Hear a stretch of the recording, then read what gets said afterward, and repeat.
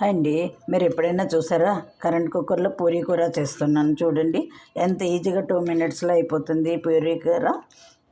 పూరీ కూర అంటే మా పిల్లలకి కానీ పెద్దవాళ్ళకి కానీ చిన్నవాళ్ళకి కానీ ఆంధ్ర స్టైల్ పూరీ కూర అండి. ఇది చాలామందికి ఇష్టం.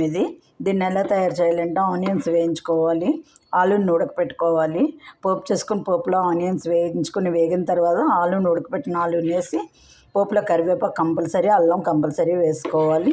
వేసిన తర్వాత ఆనియన్స్ ఆలుగడ్డలు వేసుకున్న తర్వాత నీళ్లు పోసుకొని దాంట్లో బేసన్ని శనగపిండిని నీటిలో కలుపుకొని పోసుకోవాలండి. ఇది చిక్కపడే వరకు బాగా ఉడికించాలి.